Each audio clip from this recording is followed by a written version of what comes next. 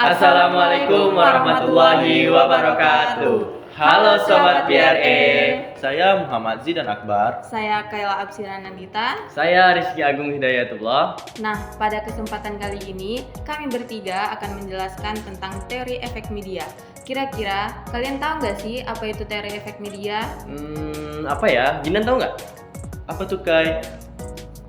Di sini penjelasannya.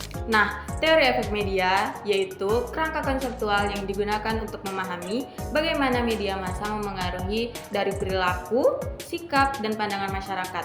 Teori-teori ini menguraikan berbagai cara media dapat memengaruhi individu dan masyarakat dalam berbagai aspek kehidupan seperti sosial, politik, budaya, dan psikologis. Nah, jadi di teori efek media ini, di dalamnya itu ada beberapa teori lagi. Nah, apa aja sih Jindan?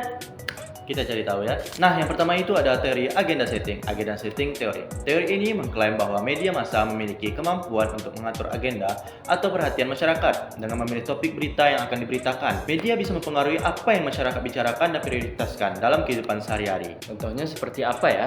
Nah,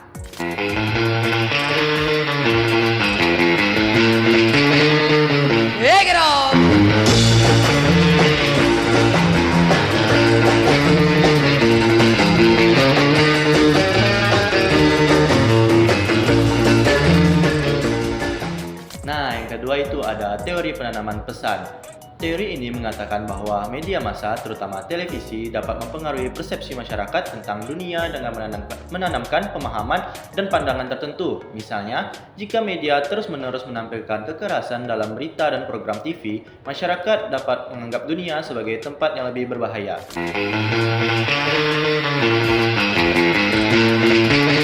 Nah, yang selanjutnya apa tuh, Gung? Nah, yang ketiga ini adalah teori pengaruh sosial atau social learning theory. Teori ini berfokus pada pengaruh media dalam mempengaruhi perilaku individu.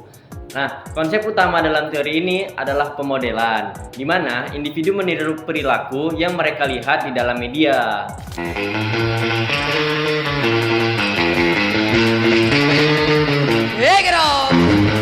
Nah, selanjutnya akan dijelaskan oleh Kayla nih. Nah, selanjutnya teori ketakutan media atau media fear theory.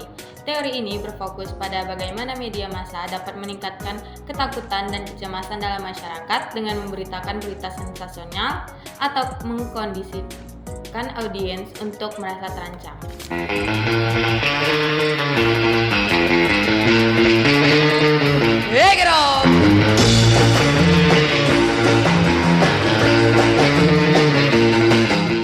Nah, yang terakhir yaitu teori efek selektif. Teori ini berfokus pada kemampuan individu untuk memilih media dan informasi yang sesuai dengan pandangan dan keyakinan mereka sendiri.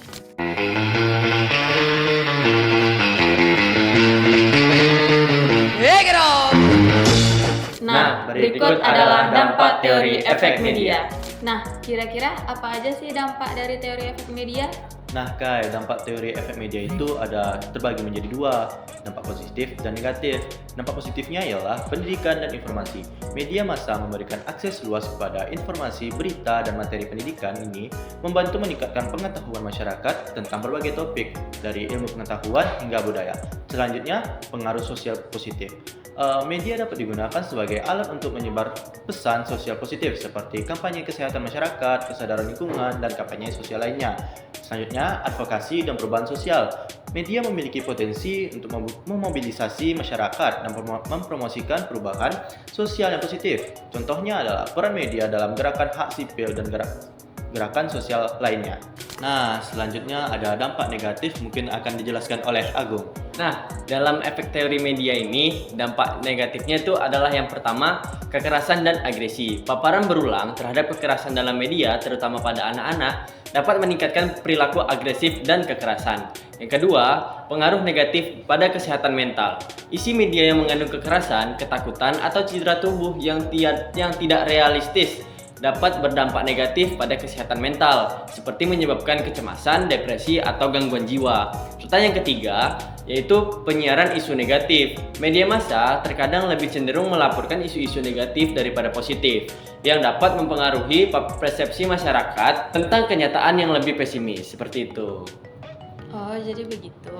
Iya, begitu Kayla, dampak dari efek teori media ini. Ada positif dan tentunya ada dampak Iya, negatifnya. benar sekali. Nah, jadi dari penjelasan kita tadi, apa kesimpulannya, Kay? Nah, kesimpulannya, dampak media dapat sangat bervariasi tergantung pada konteks, tipe media, dan individu.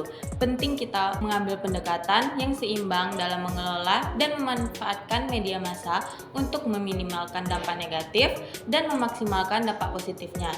Ini juga mencakup literasi media yang baik, pemilihan konten yang tepat, dan kesadaran akan bagaimana media dapat memengaruhi masyarakat dan individu. Oh, jadi seperti itu. Iya, seperti itu teman-teman. Jadi banyak ilmu yang kita dapat dari dampak teori efek media tersebut. Nah, ini tadi penjelasan tentang teori efek media. Semoga teman-teman dapat menerima apa yang kami jelaskan. Dan tentunya dapat dipahami guru. Nah, benar Betul sekali. Agung dan Zidan. Mungkin hanya itu yang dapat kami sampaikan. Sampai jumpa di tugas selanjutnya. Bye-bye, Sobat Sobat BRE. BRE.